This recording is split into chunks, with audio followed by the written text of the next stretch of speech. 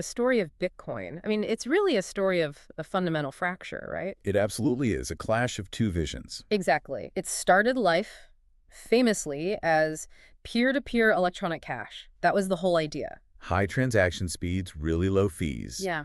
The goal was to basically replace things like Visa or MasterCard.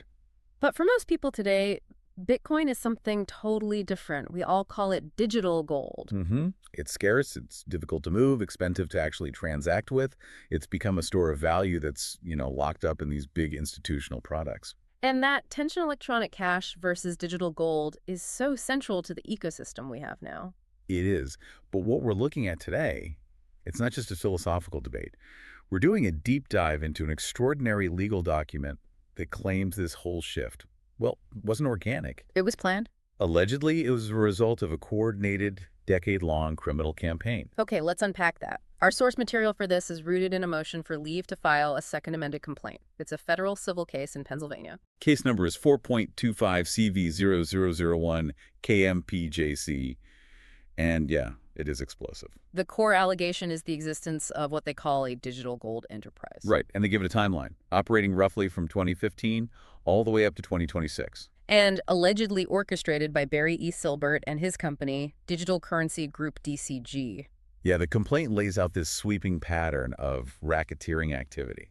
We're talking RICO, wire fraud, money laundering, even serious obstruction of justice. Oh, with a single goal. To destroy the competition and basically capture the technical direction of the Bitcoin network. Yeah. So it would align with their financial interests. And the plaintiffs in this case, Stephen and Christopher Sokolowski and their company ProHashing, they claim they weren't just collateral damage. No, they say they were the primary target. Why them specifically? Because ProHashing was, an honest, transparent, U.S.-based competitor.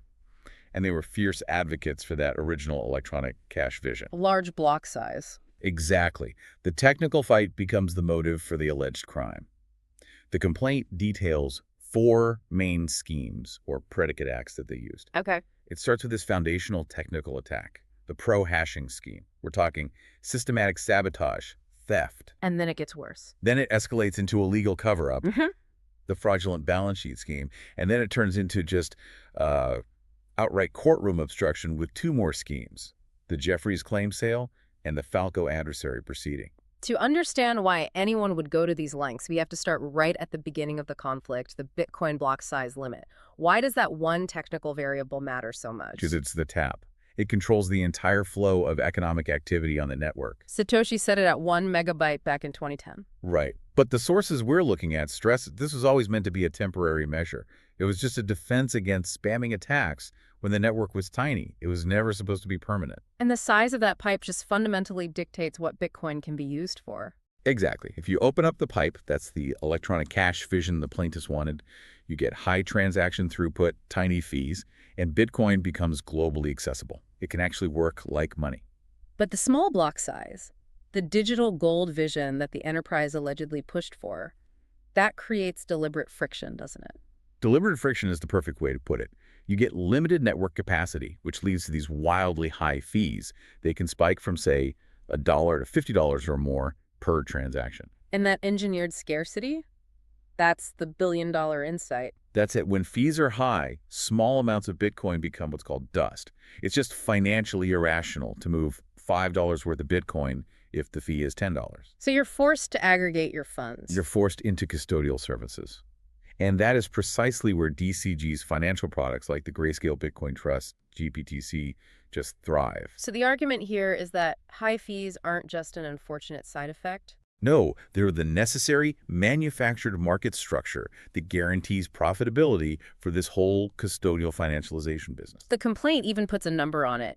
GBTC alone pulled in $282.1 million in fees in 2024. And that's the motive right there, crystallized in a single number. That's the engine of the enterprise. And the sources detail how DCG and Silber allegedly acted as these power brokers in what we all remember as the block size war. They were instrumental. They coordinated the so-called New York Agreement, SegWit 2X, back in May 2017. SegWit 2X was sold to everyone as a compromise, right? It was supposed to be SegWit activation plus a doubling of the block size to 2 megabytes, the 2X part. That was the public line. But the sources claim the enterprise was playing this really sophisticated double game. So what happened? While the compromise was being announced, The block size increase, that 2x portion, was abruptly canceled just days before the scheduled fork in November 2017. And the result was a complete technical victory for the digital gold vision. Yep. Segwit activated, which enabled off-chain stuff, but the capacity increase on the main chain, the part that would have lowered fees and threatened their custodial model, it never happened. The choke point stayed firmly in place. And beyond that, the legal documents allege a sort of capture of Bitcoin's public discourse. Starting around 2015, the enterprise and its allies, including a notorious non-party administrator known as Thamos, Oh, yeah, I remember that name. they allegedly engaged in really aggressive censorship, systematically suppressing Steven Sokolowski's arguments for a large block size, labeling him with derogatory terms to just undermine his credibility. It sets the stage. If you can't beat the idea, you destroy the person pushing the idea. Exactly. Which brings us to scheme number 1, the foundational fraud, the alleged technical sabotage of ProHashing, from 2016 all the way through 2023. So why was this one mining pool seen as such an existential threat? Why spend nearly a decade trying to destroy it? Because ProHashing was the perfect technical counter-narrative to their model. It was fully US-based, tax-compliant, transparent. And ideologically aligned with the electronic cash vision. But the real threat was its technical superiority. It used this proprietary algorithm called pro-switching. What did that do? It was ruthlessly efficient. It would dynamically switch the pool's miners to whatever the single most profitable cryptocurrency was at any given moment. Okay, I see. This efficiency acted as a massive stabilizing force in the market. It meant that all those small, quick arbitrage opportunities that predatory trading desks like Genesis Global Trading, a DCG subsidiary, relied on for easy profit, You're gone. they were constantly being neutralized.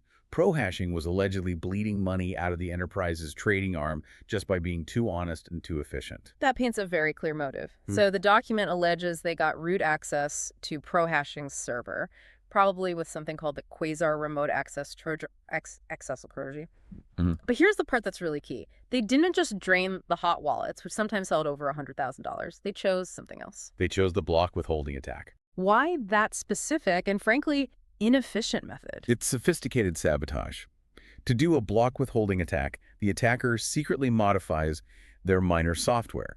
They keep submitting shares so they get paid by the pool for their work. Right. But when they actually find a successful block that would pay out the entire pool, they just silently drop it. They earn their credit, but intentionally destroy the pool's big payout. But hold on. If they wasted, over $3 million in electricity just to hurt a competitor, isn't that financially reckless? How does the complaint argue that this proves intent? That's the core of the argument. This method is so costly because you are literally paying millions in electricity to throw away rewards. The sources calculate the enterprise wasted a minimum of, $3,212,645.58 in electricity. They chose to waste millions rather than just steal from the wallets or use other known exploits. So the only explanation, according to the complaint, Is that the objective wasn't just short-term greed, it was pure sabotage. The goal was to drive honest customers away by making the pool seem chronically unlucky or unprofitable. And that kind of bad luck is almost impossible to prove as a crime without some kind of smoking gun. and this is where the spy thriller moment comes in, the discovery of the digital gold logs. How on earth did they find these alleged messages? They were allegedly hidden in plain sight, encoded inside the balances of the Quasar account in the ProHashing database, using a very simple cipher, A1Z26. It's basic substitution. A is 1, B is 2, and so on. A simple cipher like A1Z26, I mean, is that what you'd expect from a sophisticated criminal organization? That's one of the most fascinating details, isn't it? It suggests either, extreme arrogance, or maybe that the mechanism was designed to be instantly readable by the conspirators, but totally invisible to a regular auditor. And the odds of this being a coincidence are astronomical. Mathematically staggering. The complaint asserts the probability of these strings appearing by random chance is no greater than 1 in 3.23 times 10 to the 158th power. Okay, so that's effectively zero. That proves intent. It does. So what do these log entries actually say? How do they connect to the enterprise? The messages allegedly serve as this real-time log of the enterprise's operations. The very first relevant entry, just PHDC, links ProHashing and Digital Currency Group. Simple enough. Later, you get entries like CCVBCHHTBIGF, which they interpret as Chinese Capital Vehicle Bitcoin Cash Hash Rate Theft Grayscale Fund. So they're suggesting a mechanism where coins from hash rate theft were being laundered and used to seed early Grayscale funds. That's the allegation. And there's another entry that details a major pivot in how these saboteurs were actually getting paid. The Monero connection? Yes, the term CODI, which means cancellation of debt income, was logged on the exact date of the Monero network, fork March 9, 2019. And what's the significance of that date? The sources suggest the enterprise was running this huge, secret Monero mining operation to pay their Chinese saboteurs, until that network upgrade disabled their specific ASIC miners. The moment that happened, the logs suggest they had to change how they were paying them. Wow. And what's compelling is that the Monero miners at ProHashing immediately paused their block withholding on that same day.